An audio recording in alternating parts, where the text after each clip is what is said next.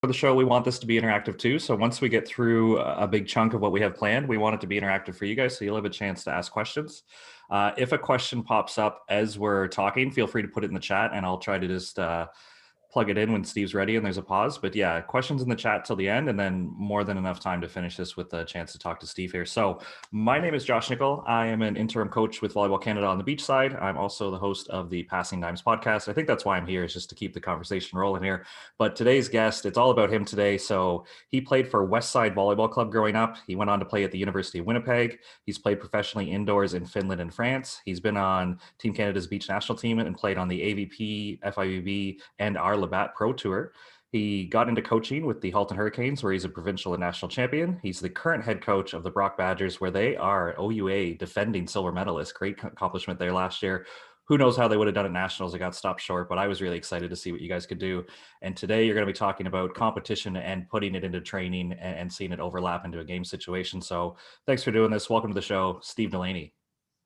Thanks, Josh. Thanks for having me. Awesome opportunity to talk to some coaches and like, I hope that it's a mutual learning experience. I hope I get questions that make me think and will make me a better coach by the time I'm done this hour or so we're hanging out together. So because this is a Titan speaker series for club coaches, I'm sure you'll change the context every once in a while, but just starting with Brock, I was wondering, how do you walk the line of putting competition into practice? Because I think there is that balance as an athlete that if you tell me I need to win this drill, well, maybe I'm not going to hit my line shot because I'm not confident in my line shot. But if you want me to compete and execute at a game, I need to do it, right? So where does kind of competition start in training for you? And how do you want to kick us off here? Yeah, so I think that's a great question. I think, in your basic, planning for your season, I mean, you go back to like the coaching locker and all your stuff that you have to do to become certified as a coach. They talk about, your preseason, your midseason, and your obviously your competition phase, which is at the end.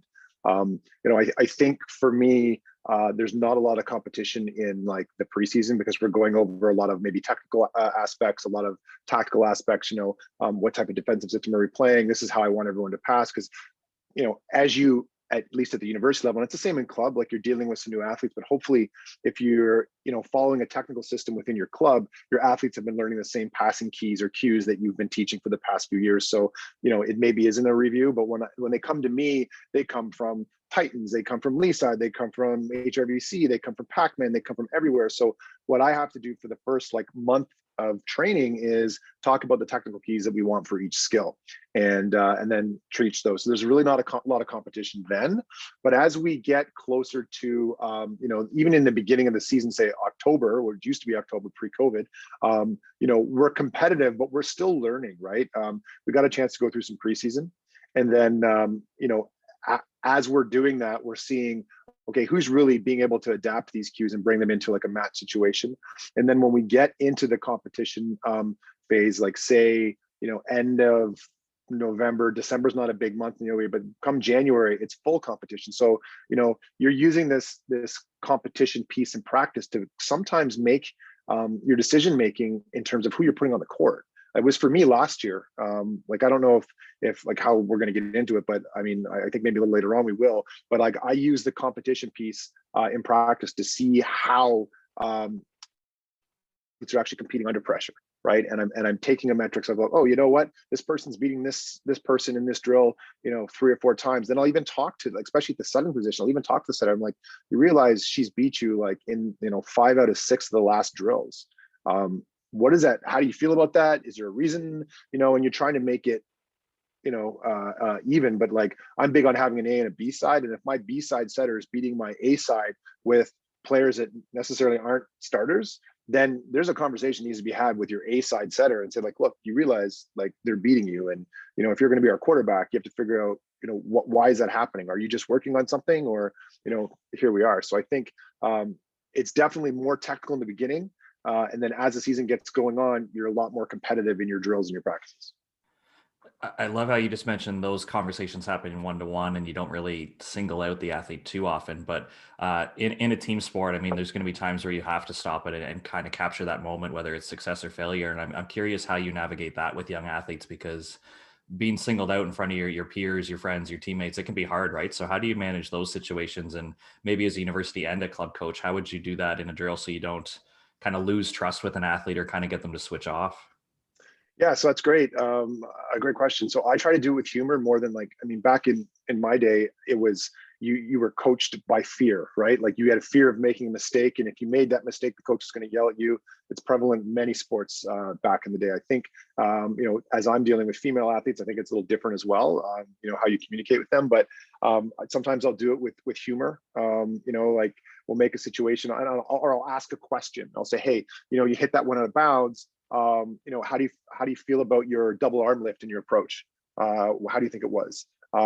Really, you think it was? Maybe I should film it, right? Or ask a teammate, and just say that. Maybe pull them out of the drill. The odd time, if I'm going to stop a drill and hold someone accountable, it's got to be really quick, and it's not meant, and it's done in a very, with lack of a better term, compassionate way, right? Or maybe it's something that's not a technical, but it's a culture thing or an aspect of your training that you want to hold someone accountable. What I have done in the past is I've told the athlete before the meeting that I'm going to do this and get the reaction, say, hey, look, I'm going to address this is what you did in practice yesterday. I'm going to address it in front of the group because I think it's a great learning piece. I think you're grown up enough and mature enough to handle it. How do you feel? If you have a problem with it, please let me know. And most of the time they'll be like, no problem. Yeah, okay, I get it. And you discuss the reasoning and then you present it to the group and use it as a learning experience. So those are the two ways, like with humor or just letting the athlete know ahead of time. I think those are pretty effective. Awesome. But before we get into some real examples, you've talked about the phase of the season. You've talked about how you communicate with athletes. I was hoping you could just give us kind of a surface level of how you plan your practice, and then we can get into examples, because one thing you and I have talked about is if we have 2 hours of gym time, really that's not a lot of time. Once you welcome the athletes, you get into warm up, and then you add your debrief on the end, you're looking at maybe 90 minutes of compete level, right? So how do you like build this philosophy into your warm up so that's engaging? How do you get into drills? Like just kind of give us like your rough outline, maybe for if it changes throughout the season, let us know, and then we can start getting into specific drills and activities you really like. Yeah, so we don't want to waste any reps, especially now with COVID, right? So I mean, everyone's going through it. I mean, at Brock, we were slow to get back. So now, like, I'm only practicing with 10 athletes. We're not doing any blocking at the net. So we're trying to maintain, our distancing and that type of thing. So, but in a regular season, I want pressure in practice in terms of something that I like to call consecutive sequencing. So basically, we're going to put some pressure on the line. I mean, we've all done drills, mindless passing drills where we're just getting reps in. We're getting reps in. That's great, and you can focus on that. But what I like to do is, like, one of our basic warm-up drills we do is a ball control butterfly. Without getting too much into it, basically you've got to perform the skill from serve to pass to set to attack to dig to catch from the setter who runs under the net 10 times in a row, right? And you can imagine the pressure that happens at sequence number, 8, 9, and 10. It's a lot more kind of intense than, say, 1, 2, and 3 are, because you have to do them in a row. And what I find is you can teach any skill, add that in, whether it's a passing drill where you're doing the last 3 need to be in a row, or you have to do it with a certain technical aspect, last 3 in a row, and accomplish what you're looking to do. But by doing that, you're building that pressure of everybody's watching. I can either win the drill for us or I can lose it for us. And that transitions into your match play. And we do that. We start that like first practice of the year. Like, we're doing that in almost every drill. There's a consecutive sequence where we're trying to perform a skill successfully, keeping in mind our technical aspects, to get out of the drill. So everyone wants to move on to another drill. And if you're the last person and you mess up that set on the 10th sequence, we've got to start it back at 1. So everyone gets a chance to go through the pressure piece. Nice. I love that. And hopefully if you could just share one more, because I've personally stolen this one and I hope some coaches listening will want this one too. I think you call it rapid fire, or there's a sequence to 25 and you make like the pressure builds throughout that drill where I think they have to get a sequence in a row to even close it out, right? Yeah. So first of all, when we do rapid fire passing, I do it at the club level because I'm also coaching a club team right now as well, and we do it at the university level. We've already gone over our passing keys, what we're looking for. Holding your angles, shuffling. So I won't count one of those if I see someone crossover step to make a serve receive. Right, automatically won't count that. But if they're doing maybe like we're working on hand passing, right? Because my opinion is that if you want to get good at digging with your hands, you have to get good at doing anything with your hands, which is like setting or passing or whatever. So if we're working on that aspect, then maybe I'll give you 2 points for doing a hand pass that's on target. But as this builds up, we do it from 3 levels on the court. So we start right behind the attack line, then we move we're doing it off a box, by the way. So the coaches are serving off a box with the athletes. We do 2 lines, then we move it back again, and then by the end, we're hitting full serves at the end off the box. And what happens is they get up, and once you get to 22, then we want the last 3 in a row with proper technical utilization and pass right to the center. So we're looking for a 3 pass with proper technical aspects, last 3 in a row to get out and move on to the next drill. And that's, for me, there's no bigger pressure if you're a club team and it's 13 all, 14 all in the 3rd set, and now you have to make that perfect pass, right? That's what we're trying to kind of emulate in that scenario. Nice. I love how you mentioned the technical piece there, because I think some athletes will just try to find a way to win the drill, but you're also policing like the points we want to work on, which it was just awesome to hear. I've heard you speak about this before, and I think you brought up, and I'm going to try to phrase it right, like you usually put something on the line, and I'm wondering where your balance is about. Is it, lack of a better word, physical punishment? Is there a prize? Do you chart it on the big board? Is it in the team room? Like when you say put something on the line, other than we didn't win the drill and we got to like tag up and go back a little bit, what else have you found to just give like external cues to help add pressure or competition to your drills? Yeah, well, anytime you put something on the line, like, okay, so yeah, I've done court runs, burpees, but I've also done like booster juice. Yesterday I had a practice with a 16U team, and what I did, we have a prize for at the end of every competition weekend, the best passer in terms of the metrics of numbers gets to wear the championship belt. And like I have this like $500 WWE style like wrestling belt. So what I did yesterday at practice is I took this to my club team and I told them how important I think passing is. And then I took the belt and I put it on the net. Right. So now they're looking at this belt, right? And this is what's on the line. Like the winner of this drill gets to wear the belt and take pictures and post it all over their Instagram and whatever. And the 16 athletes, they loved it. They're like, oh my God. Like, and the girl who won it ended up being our setter. And like, she couldn't even, like the belt was too big. She had to hold it up, even though I put it at the smallest setting. So it was a really good team culture moment, but also, you could tell everyone was dialed in, and that's in the focus. Like in today's immediate gratification, getting athletes to focus for longer than 18 minutes is a tough thing, I think. But when you have a drill that you're doing, putting that on the line, something like that, it's great. You talk about punishments. Well, I don't think it is a punishment. Like I'm trying to make Josh do push-ups or burpees because I'm going to beat Josh in this drill. And when you put that on the line, I find that people dial in and compete harder, or if they get a chance to beat the coach, right? Or like sometimes I'll say like, look, if you guys do this in this amount of time, I'm going to do court runs, and I've done them, right? And then who doesn't want to see their coach do court runs, right? Every athlete would love that, right? And I've done them, and it sucks as a coach. But and the other piece will be, okay, well, you know what? You're going to have to do some court runs if you don't do this drill in these parameters, right? So I think it's just a little bit more impactful when there's something to tangible to kind of go for. So these sequencing drills you just described, to me, it sounds like depending what phase of the season I'm in, I could use one of these as the warm up, or if I'm early on in my season and I want to do the technical stuff you talked about when I'm passing, that could be like my main drill for the evening. But it sounds like these are pretty flexible of when you want to use them and how you're going to use them during your sessions, right? Yeah, so we use a consecutive sequencing ball control drill at the beginning of every practice. Doesn't matter what team I coach, I'm big on ball control, and you need to be able to do ball control movements technically, following what we're trying to teach and what we have taught, and you need to be able to do it under pressure. So, and then everybody, I mean, you can take all the data volley and all the metrics that you want, and that's very important information. But no one will ever tell me that serving a ball at 1-0 in the first set is the same at serving it as 14-13 for the other team, and you're now serving. It's like, it's not just another serve. I'm sorry, it's not. So we try to recreate that, and that's why we go through that consecutive sequencing ball control drill at the beginning of every practice as our warm-up. Awesome. So moving on to another thing that I think you take a lot of pride and you're pretty creative with in your practices is just as a coach using the score to kind of manipulate what you want to focus on. So what do you want the outcome of that drill to be, or where do you want the athlete's attention? Because I do this with the beach guys all the time too. If I were to give 5 bonus points for eating sand, I guarantee one of them's going to eat sand, right? So Yeah, so how do you try to choose where the bonus is or where the attention is? So I like this style of coaching, because to me, we're not playing for the sake of playing, that there's still a right. focus and there's still a situation we're trying to get to. So maybe Yeah. just take us through some of the things you value in creative scoring, and then again, maybe a couple examples that we can steal for our own gyms.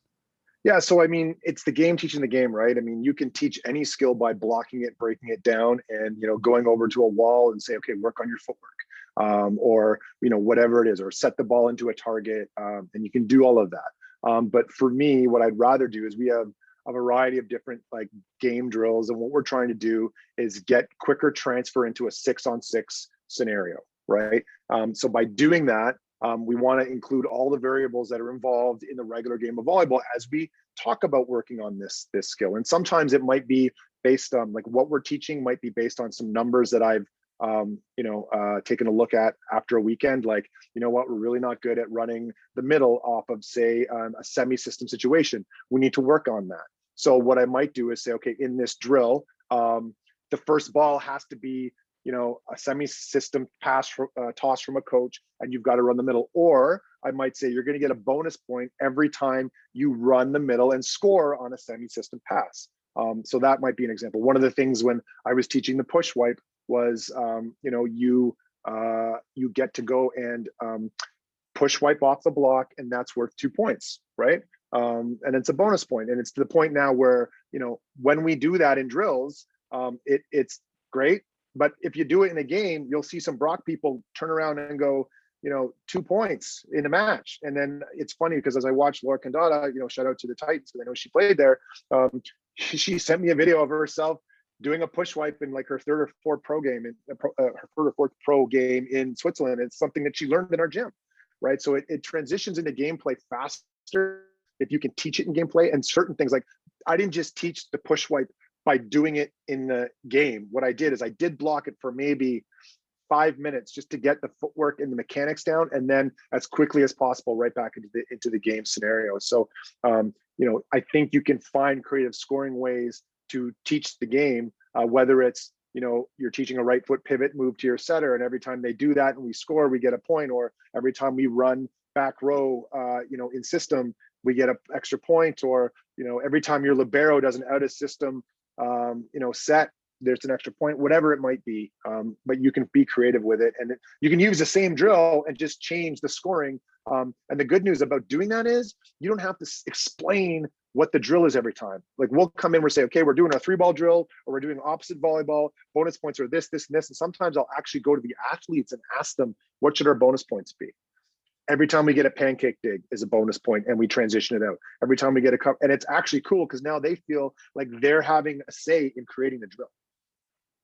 That's all great stuff. I just stole more ideas here. And I like how you mentioned, like, you drill it first, so the athlete has a clear understanding of what the skill is, and then we're going to do it at game speed. You just don't imagine these things like we've never done it, and then they have to do it, right? Right. About a year ago, I'd say this took the sports world by storm, and it was The Last Dance. And I noticed you do this drill as well, where Michael Jordan's coaches used to let him start the drill and then trade him to the other team, so he'd have to come back from behind. And I noticed, like, you're a big A versus B side, or ones versus twos, and then sometimes you'll manipulate the score where one side has to come back from a deficit, right? So Yeah. what do you like about that drill, and have you found that it actually transfers to match play?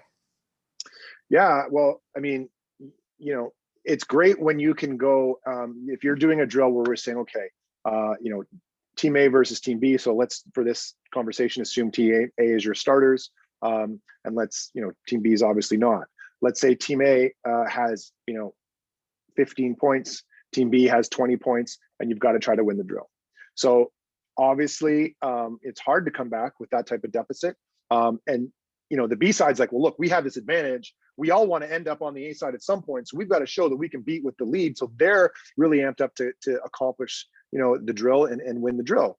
And team A is like, well, we want to stay here and we want to show that we can, come back and overcome this deficit.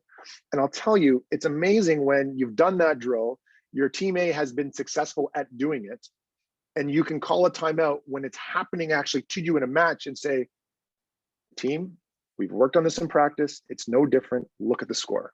We've done it 100 times or 20 times or whatever. You can do it. Then with that, I'll give a couple tactical pieces as to what we're going to do. We're going to serve here. We're going to watch for the tip here. We're going to do that, and then let them go. And it gives them confidence because they know they've done it, right? They know they can do. Yes, it's against a totally different group of people, but they understand the concept of looking at the scoreboard in practice. You have to have a scoreboard, by the way. It's to keep the score in an abstract in your head. For me, anyway, my opinion isn't good enough. They need to be able to look over and actually see it. I think that really helps as well.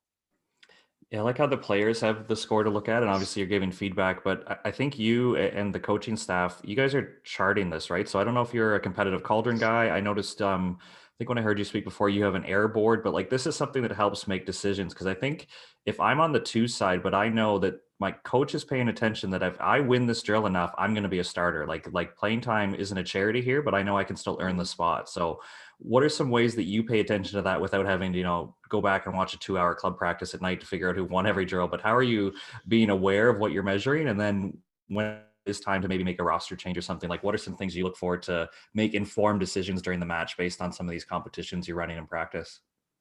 So, I mean, wins and losses is huge, the type of errors an athlete's making. So you kind of, with the error board, the first thing I'll say about the error board, so basically you can't just start doing that with 4 athletes, right? My recommendation is do the error board with everybody once or twice first, so everyone has experienced it before. But then when you're getting closer to your end of your season, where now it's like say provincials and nationals, and you really have to figure out what you want to do if it's close, right? A lot of coaches already know, but sometimes the error board's also good if you don't have buy-in from that number 2 player, right? You could say, well, if they have that conversation, well, coach, why am I not playing? Why am I not starting? You can show things like your numbers in a game, and you can show your numbers in a practice. And that's one of the things where, if I'm looking over and it's just a simple like tick, like 1, 2, 3, 4, 5, 1, 2, 3, 4, 5, if you've got a ton of errors over here, we have that conversation. But what the error board does, it puts more pressure as well, right? Because now any error you make, which for us, it's like a ball handling error, a shank pass, a hitting error, sometimes at the end of the season, I won't put getting blocked in there, even though it is an error. But I think I want my athletes, I don't want them afraid of getting blocked. But blocking is a tough skill.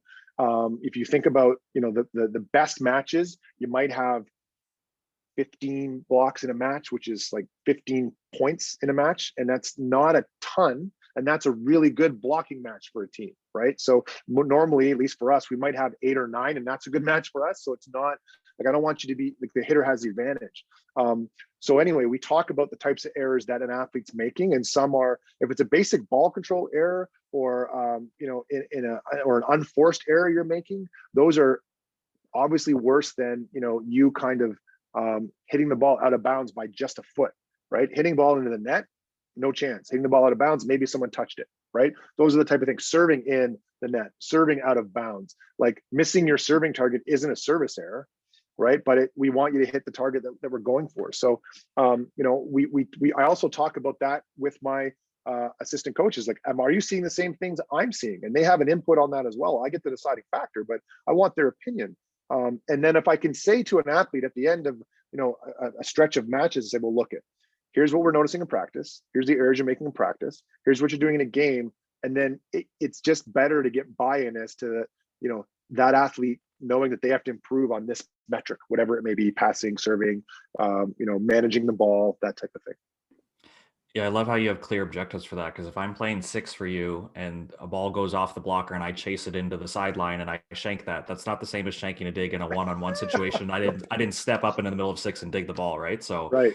It's really important that everybody in the gym knows what like the common dig is for us and why that you didn't execute versus like there's some extraordinary stuff that you're just gonna maybe not make that play with effort, right? For sure. Now, in practice, Have you ever made the change? Like, how often do you stick with your A's and B's? Like, if you run a drill and then say you want to run that same one back, are you saying Josh and Jordan switch sides? Like, we're switching middles or we're switching setters? Like, how do you find the in practice changing like your ones versus twos? Yeah, it's a great question. So yes, we change them up. A lot of it could be just because I want to see how this middle hits off that setter. But there's some athletes that maybe never make it over to the B side, and there's some B athletes that maybe never make it over to the A side. And I'm happy to have that conversation with them as to why. And obviously, as your season kind of grows, the switching back and forth happens a lot less because you're probably shortening your bench as you become into the playoff scenario for us at university. But I definitely do it. The setters is one I make all the time, and I recommend. Like, I actually have 3 setters now, but for example, the one setter won't do it yet because she was actually supposed to redshirt this year. So my 2 ones that are going to be doing it, because you might have an injured setter. So if your B setter has never had any experience in pressure situations with your A side, that's a problem. So you need to make sure. So that's the one I make the most. Also, liberos, that can happen too. I make those the most. So those are the easy ones. It also depends on your personnel too, because if you only have, say, 3 middles in the club situation, you're probably best to rotate them all through the A side, right? Depending on how big your roster is, at least at some point, because you need that middle, even if it's your 3rd middle, having a connection with both setters, right? Not just the one they're constantly playing with. And you've mentioned a few times just in our conversation here about you're willing to have these conversations, but are you speaking to the team at the start of the year saying this is the timing for this conversation? Because to me, you don't want it to blow up in the middle of practice and that becomes a distraction. You can't really take the time to talk about it, right? So how are you kind of massaging those situations that it says, I'm going to listen and you can have your say and I'm going to have the answer for you, but don't do it between sets on game day and don't do it in the middle of my practice because now we're wasting time. Like, how do you plan for those opportunities? So I'll give you 2 scenarios. So when I was coaching club, I said, listen, there's going to be time for you to ask me anything. I'm not speaking to your parents about volleyball. If they want a rule clarification or maybe like what we're doing offensively because they don't understand it or whatever, I'll have that conversation, but I'm never talking to them about your playing time or your position. But you can ask me anything you want, and that's fine. What I did at club is after every tournament, I took about 5-10 minutes during practice and let my assistants run it. And then I would have that one-on-one time to say, here are your numbers, here's what we did, what questions you have for me, right? And in that one-on-one time, they can ask me the big girl question, but they better be prepared for the big girl answer, right? And it was the same when I was coaching Team Ontario with the boys, right? Like, we would have a situation where we could have one-on-one scenarios, and I wanted feedback. I wanted to know how they were feeling. Did they think what's happening is fair? Is it unfair? Let's talk about why. Now at the university level, it's a little different because we're traveling and stuff. But the one thing that is cool is that COVID has given us, the ability to just, everyone's okay with doing things online, kind of like we're doing right now. So I would have like one-on-one FaceTime or Google Meet or Zoom conversations with the athlete, and having a one-on-one and just, where are you at? I think it's important that they understand what my opinion of them as a coach is, and I want to know what their opinion as the athlete is. And when you have that open line of communication, I think it's real. It's not easy, but it's easier to get buy-in from your athlete in terms of your decision-making criteria and the process which you use to enforce it.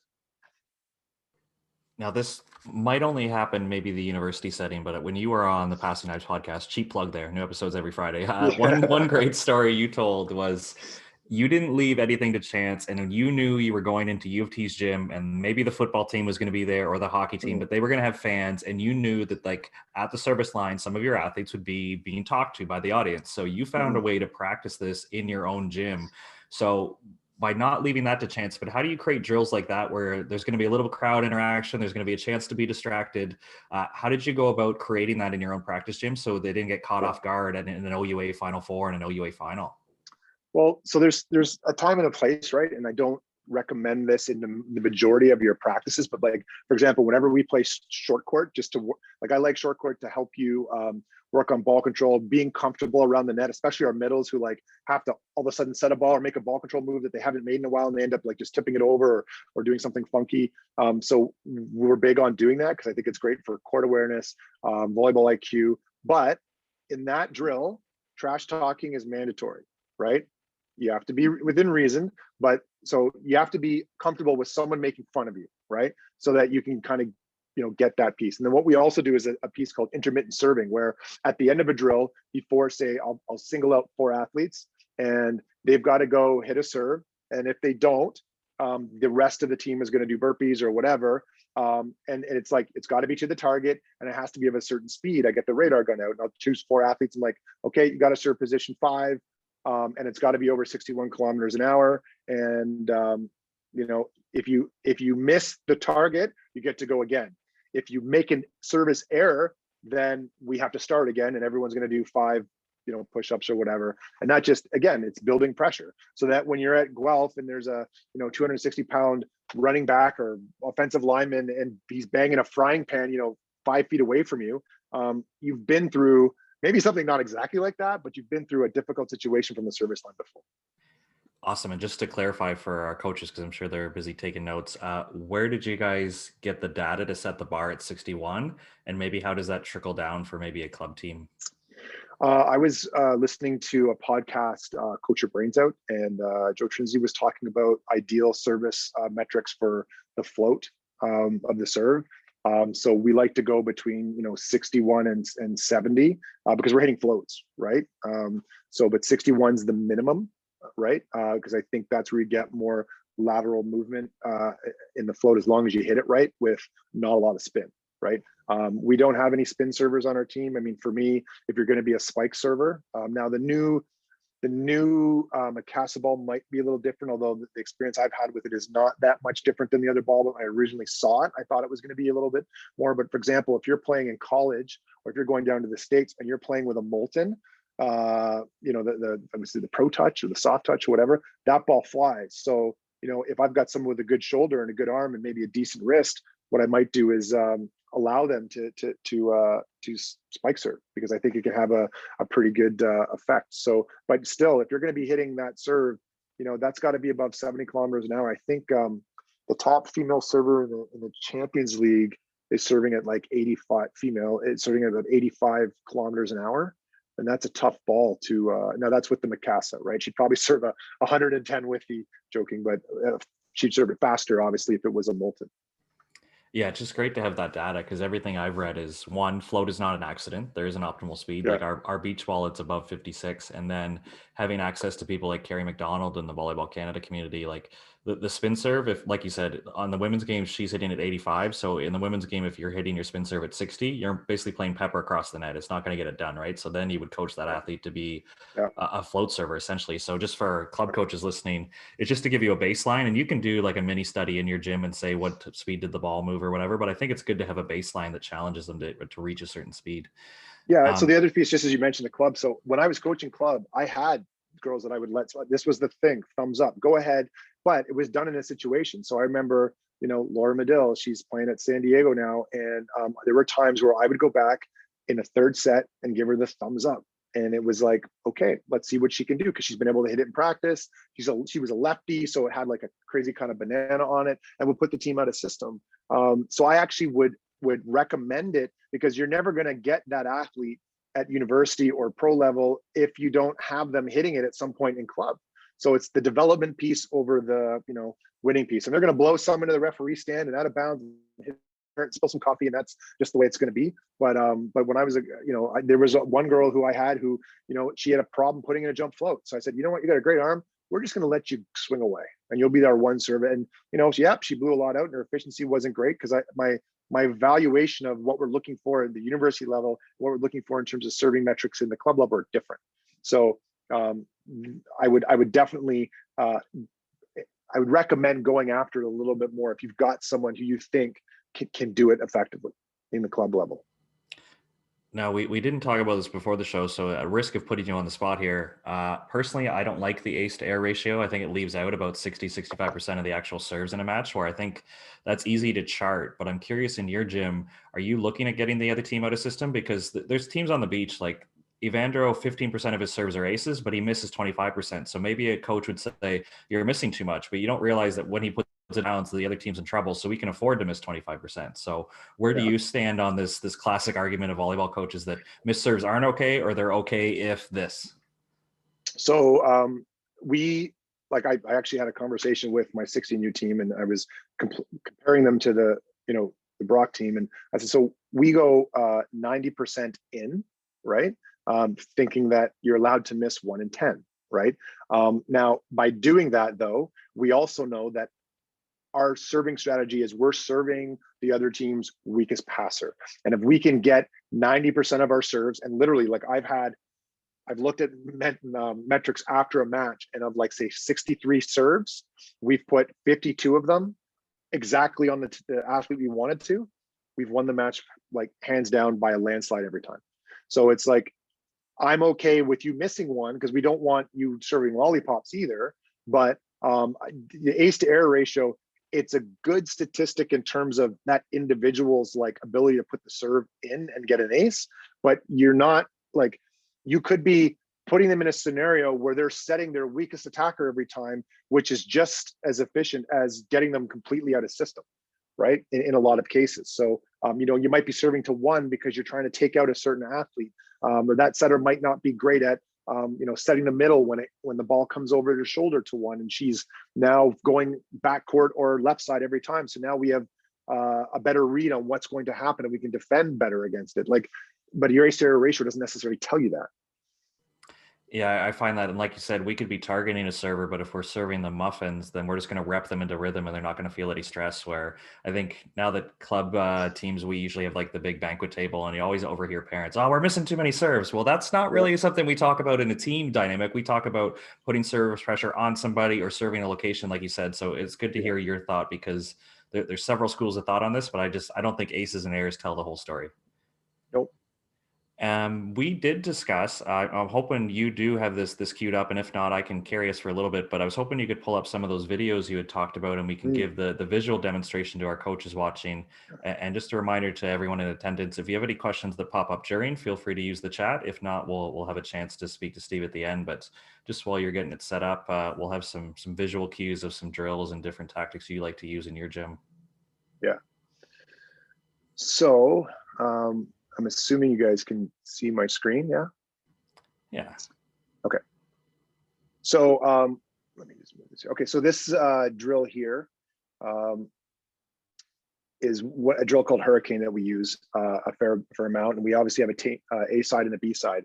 And when we talk about the importance of like managing errors, managing the ball, that type of thing, in this one, it's a +1, -1, right? So if you score a point, great, but if you score a point, or if you commit an error like into the net, service error, it's going to be -1 for your team and +1 for the other team.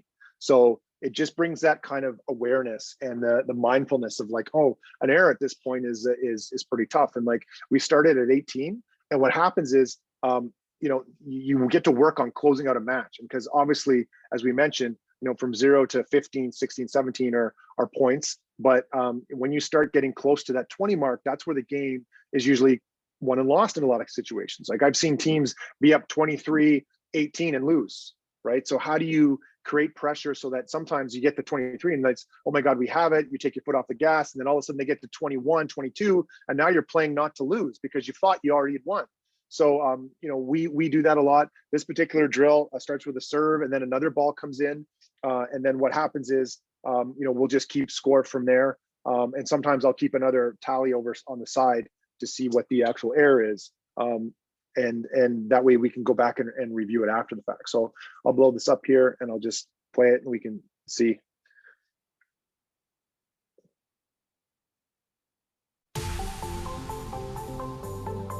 You guys can see this, Josh? And we just call it Hurricane, but it's a lot of gyms have done it. We're gonna fast forward that because I just basically explained it to you, and that's the wrong drill. Sorry, that was the other drill.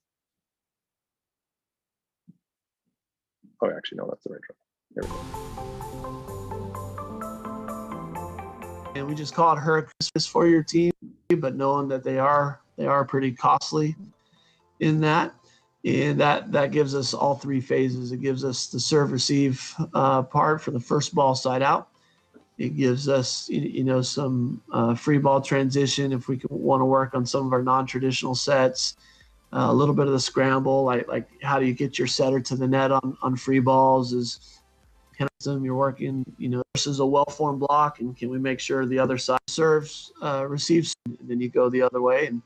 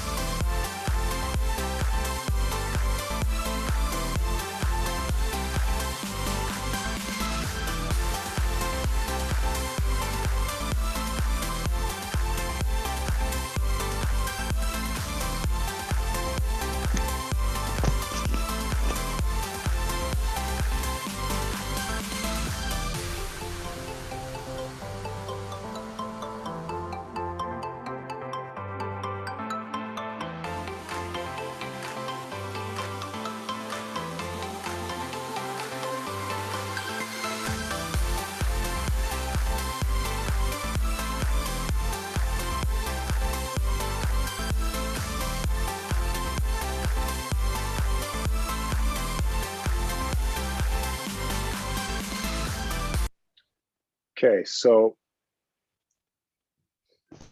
the other drill that, we use a lot of drills, obviously, but I like these because of the scoring. This one called First Strike that we do. Basically, the idea is you have your A side and your B side, and you want your A side to get 7 first ball side outs in a row before the other team gets 3 consecutive stops in a row. So the idea is you get really good at first ball side outs, or you put a lot of pressure on your first ball side out, which is a tough thing in the women's game, especially, right? So by doing this, again, you're putting pressure on your A side to get that side out and do it efficiently. So they go through, basically 1 full rotation plus 1. And then, your other side's like, I want to get 3 stops in a row. So if they're not getting a stop first time, then it doesn't, obviously, then it's kind of like a wash, right? But you want your team to go and get 7 side out first balls in a row. And it's really, really hard. And I think when we've done this in the drill, in the gym at Brock, our A side maybe won this drill. If we've done it, say 15, maybe 20 times, maybe they've actually accomplished it 3 times, right? Which is okay, because then they constantly have something to strive and to work for. So I'll play this one as well.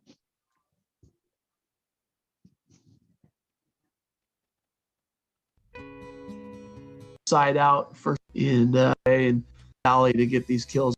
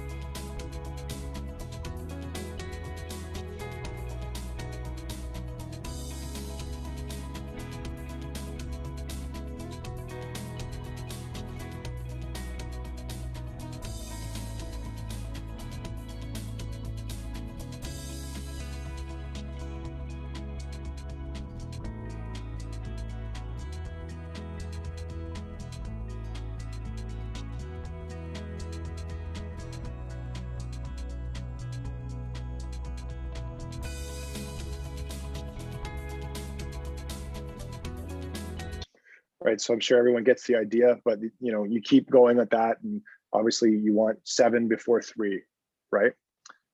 So the other one that I like to talk about, and if your team's ever getting cocky or they just won a tournament, and you come in and you decide that like they're just maybe not going for it and they think they're great. There's a drill. I mean, I like to say I made it up, but I maybe only made up the name. But the idea is, I call it "You can't beat nobody." And if you just take 6 athletes, okay, in position, put them on the other side of the court and serve balls at them and tell them they have to get 6 side outs, right, before the serving team gets 10. And what constitutes a side out is not a tip, right? But they basically have to go up, hit the ball inbounds without touching the net, and see how long it takes your athletes to do it. I've had the teams that that have been really great and been won provincial gold medals, and this drill is really hard for them. So it's like, just basically, can you side out against nobody, and can you do it before the serving team gets 10 points by you hitting a ball out of bounds into the net, or you have to tip or roll one. So it has to be a hard shot, or at least a 3/4 speed. It's really good for ball control, but it lets them kind of realize that, like, this volleyball game's harder than you thought, and you better keep working to get better at it, type thing. So anyways, those are the drills that I quickly wanted to show there. No, that's awesome. And I'm curious, with so much information and you can really get into these rabbit holes and find different stuff online. How do you walk the line from, oh, that's really cool that Baylor runs this drill or Tom Black runs this drill? How do you filter out and say, this is going to work in my gym? Yeah. Well, I mean, if you're running a drill where, Baylor, they've got like a left side or right side that's touching like almost 11 feet. I don't have that. Right. I don't know. There's lots. So if I'm going to run a drill where it's the scoring's based on, hitting the pipe or the C ball effectively, it's just, you have to transition it into your gym and really, really think about how it will transition towards your athletes. And you know what? It might not. You might try it and be like, Like, I remember the first time I was trying first strike, I could just see the athletes going, oh my God, this is so hard. I'm like, yeah, and so is volleyball. And I'm not going to hide you from the hard, right? Because you could be playing U of T or Alberta or somebody, and you could be down. I mean, it happened. Like, we were playing Guelph and we were down 9-3 in the 5th set. That's hard to come back from, but we did it. And we were able to win that match by doing that. So, making it harder in practice. The other piece I like to do is the warrior ending. So if one team's at a point in the drill where they're about to win, whatever the score is, you say, okay, look, warrior ending. Josh is at left side. Josh is our warrior. The ball has to go to him. The other team knows the ball's going to him. So now, how good is the other team at stopping Josh when they know the ball's going to him? And then we need to be able to efficiently side out. And this puts the pressure on Josh now. Like, Josh, everybody knows the ball's going to you. You got to find a way to score. And if you don't do that, it might be, we might be playing to 15 and we're at 14. The other team could be at 11. But now it gives the other team a chance to catch up. And every rep is now really important. Every sequence, every skill, every touch of the volleyball is that much more important. And then if that other team should catch up, then they have to sit there and now they have to warrior out. And that's what we call warrioring out of the drill. I find that exact situation I told you about ended up with a girl who was not starting at the time. She'd been in the warrior during that week of practice, and it was marvelous to see her go up with her first attempt at winning the match for us and getting that kill to the floor and winning that match. And I believe that the warrior ending really helped her and helped our team throughout that week prepping for that match. Amazing. Thank you. I'm going to move on to some questions in the chat, and we'll move on to, they can either put your questions in the chat or you can use the raise your hand function, and we'll get to it here. But a couple questions. So from, I know you're a club and university coach, but only from the perspective of a university coach, what do you look for from a youth club in terms of like skills and attitudes for the athlete when you're recruiting them? Like what stands out when you're recruiting athletes? The first thing I'm looking at is body language. Obviously, I mean, if you've got an athlete that's, touching 10 feet, jumping high, or really good at reception or defense, they're going to stand out already. So if it's an athlete that we're interested in, we're looking for sound, obviously, technical aspects of the game. There's a physicality piece, obviously, that we like to see. I'm big on shoulder. I will take an athlete with a good shoulder over one that's touching 10 feet. If you've got great ball control, good volleyball IQ, and a good shoulder, then that's what I want in, say, left side, right? Maybe even a right side. But in terms of like the intangibles that you sometimes don't see, I'm watching how you're communicating with your teammates. What do you look like when you're not on the court? How are you talking to your parents in the hallway? How do you react to your coach? How do you react to a bad call? These are all the things that, I'm watching for. That's just me. Other coaches might not care about any of that, but that's, mainly what I'm looking at. If I know that we're interested in the athlete, that's the second step, is all this intangible piece. What type of a person are they? And as a university coach, when you're in the OVA gym system and just looking around, what would be your definition of club success? Like, are you a university coach who only wants to watch like tier one or stuff like that? Or what can like club coaches do to show that they know their stuff and it's just not all going to be about like the medals at the end of the day? So, I mean, that's a really good, a good point. I've had athletes that necessarily, so if we talk about the levels of premier, right? I like recruiting athletes who have been playing in the premier division, because I believe there's a certain culture that comes with that. But doesn't mean I haven't recruited athletes that haven't been. I've got one this year. I had one last year. Those athletes that we're looking for usually stand out at those other levels, but eventually, like, it's a big gap, not only in the training, but also in the level, if you're going, say, from, say, Trillium all the way up to the premier scenario. So it's not necessarily about wins and losses, but it is about, is your team improving? Did you start and select and end up in premier? Then that means you've improved. You might not have a medal in premier, but you've improved as a group. And I think that builds great team chemistry. It helps you become a better coach, because you're figuring out what worked and what didn't. But I'm watching for the improvement in an athlete, the coachability, because if your athletes are improving, it's usually because they're getting better, because you're a good coach and they're coachable, which is, some athletes aren't coachable. What does recruiting look like for you this season? So you may have had a big piece of radar on like the ones who are in 18s and they're going to lose their season. But for the 17s and 16s, how are you adjusting or keeping up with recruiting for athletes that you weren't able to see this season? Yeah, it's tough because with COVID, like, we're not even supposed to be doing any in-person recruiting.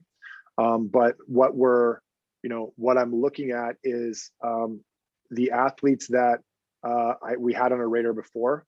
But also, it's weird to think this, but I get emails every single day from an athlete anywhere in Canada, sometimes from Europe, sometimes from the States, that are interested in the program. It doesn't mean they want to come to Brock 100%, but they want to start a dialogue. And my advice would be, start sooner, because like I'm getting email. I got one this morning for an athlete that wants to come next year. I'm done. We have 4 recruits coming in, and the last one I got, we didn't even really need it, but I was like, you know what, I like this athlete. We're going to take her. So I would say that the earlier you start, the better.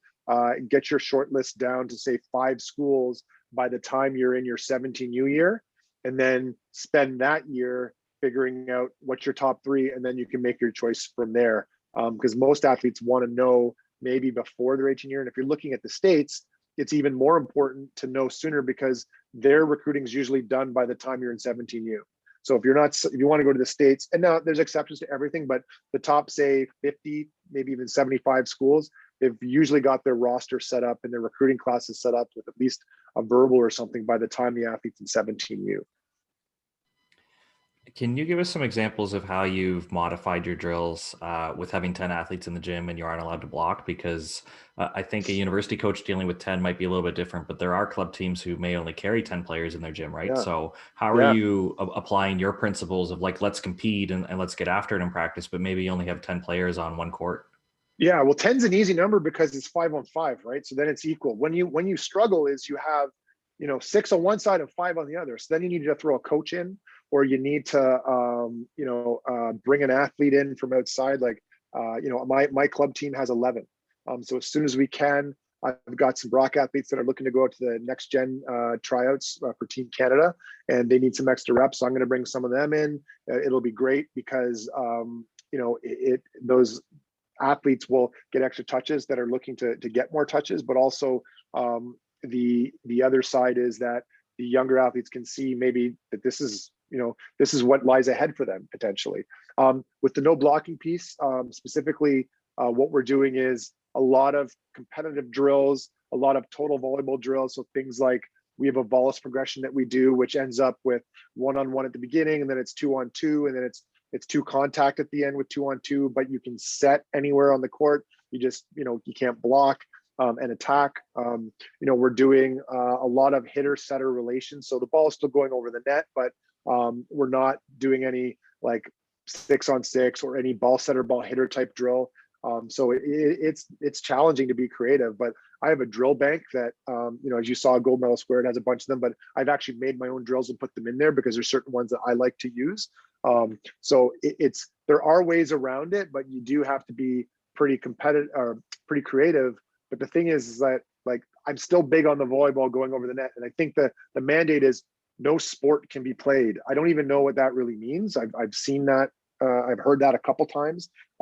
So, I mean, we're not doing any 6-on-6, but we're definitely doing, even in our warm-up drill, the ball going over the net and attacking at defenders. We're just trying to keep that, 2-meter distance as best we can for the most part for all of practice, if we can. Awesome. I'll let anybody else last chance to either raise your hand or put it in the chat function. But Steve, as we're winding down, is there anything else you want to just leave our coaches with? The first thing I'd say is, like, some of the stuff I've gotten from somebody else, some of the stuff's from my experience. And it's going to be like, the one thing I know is I don't know everything, and I'm going to be a lifelong learner and continuing to get better. And I recommend, if I can say anything to the coaches, keep learning, right? And don't ever think, no one ever thinks they know it all, but keep your open mind to everything and understand that, like, your coaching philosophy and even the way you train is going to change over time as the game changes. We're now talking about stuff like liberos and, sub rules that are different. When I started playing, there was no libero. There was a service box you had to serve from. So the game's going to evolve. So as that evolves, we as coaches need to evolve too. Awesome. Well said. And a couple more questions have come through. Sure. Tony, go ahead and ask your question here. Hi, guys. Going back to your setting up the pressure situations. So I've been doing this since they were 12U. I'll set up drills where it's 7-7 in the third set. And so there's a goal there of not just getting to the end, but breaking away from the team in the third set because it only goes to 15. Or it's 24-20 for the other team in game one, coming back from that.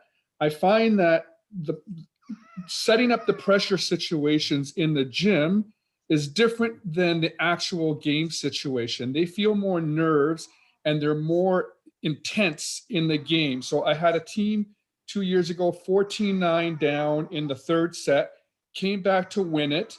And the rest of the season, they were unbeatable. Something clicked in their heads that they did not want to lose that game. And when they did that, something clicked so that they were unbeatable for the rest of the season, where they were strong mentally. But creating that in the gym, you just can't get those same nerves or that intensity. The punishments work to some extent, but they still don't have that drive. And do those drills do that? So, yeah, I think you're bang on by saying you can never 100% recreate what you're going to experience in a game, right? It could be a different, like, the variables are different. Like, your parents being in the stands for some athletes can be a completely different piece of pressure. University scouts watching in the clubs can be a whole different piece of pressure. That's not going to happen in most of your practices in your gym. But I guess what I'm saying is, the idea by adding the hard part of accomplishing the task of winning the drill and making the fact that you got to do more than just score this point. You got to score it this way 3 times in a row to even get the chance to win. Is the best way that I have found to recreate that pressure. And one of the things I didn't mention, but I'll often set the scenario and I'll say, like, look, here we are. It's 12-all. This is U of T. We're playing against them in the quarterfinals or the finals or whatever we're doing. And we need to win by siding out on this ball. Here we are, right? To reset that tone. It's a piece of the pressure. It's not the exact thing. And you're right about that. So is there going to be an exact way to do it? Nope. But you made a great point there. When it occurred in your match, the value that came from that was felt for the rest of the season. And I can say that for sure. Your team feels like when we won that game at Guelph, we felt unbeatable. Like that was, and the next time we played Guelph, we beat them 3-0. It's like kind of like what we talk about is taking another team's hope. So if they have you up against the ropes and you still find a way to make it happen, that's really impactful the next time you're playing that team. But yeah, you can't completely duplicate it, but putting pressure in a drill, I think is a great step in the right direction. Beauty. Kevin, you have a question. Go ahead, please. Hi. Yeah, my question is this: when you're trying to balance the technical progression and the competitive progression, and I understand that the university seasons have a little bit more of a flow to them when you can kind of play a sort of league season.